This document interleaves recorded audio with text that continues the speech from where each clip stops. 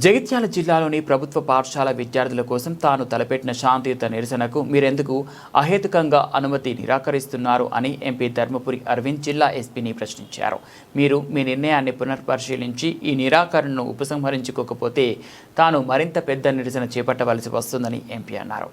అందరికీ నమస్కారం. ప్రత్యేకంగా జగిత్యాల ప్రజలకి, జగిత్యాల ఎమ్మెల్యేకి, జగిత్యాల జిల్లా ఎస్పీకి, మన రాష్ట్ర ప్రభుత్వం, మన లైట్ వెయిట్ ముఖ్యమంత్రికి ప్రత్యేకంగా వీళ్ళకి నమస్కారం. జగిత్యాల సోదర సోదరి వల్ల అందరు వినాలే. ఇది 57 కేంద్రీయ విద్యాలయాలు అక్రాస్ దేశం, ఇండియా మొత్తంలో 1 అక్టోబర్ 2025 నాడు కేంద్ర ప్రభుత్వం శాంక్షన్ చేసింది కేంద్రీయ విద్యాలయం స్కూల్స్. అందులో 4 మన రాష్ట్రానికి వచ్చినాయి. అందులో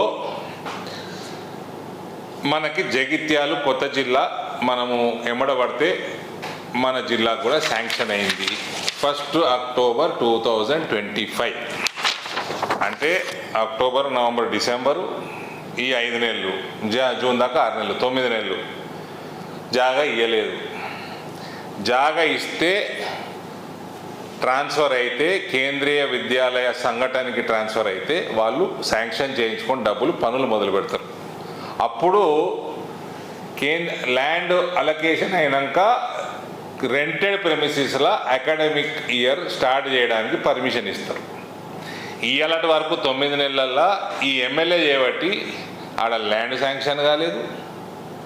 కాబట్టి ఈ అకాడమిక్ ఇయర్ ఇంకా 10 రోజులు ఉంది. ఎమ్మెల్యేకి చెప్తాను, ఇంకా 10 రోజులు, 12 రోజులు ఉంది.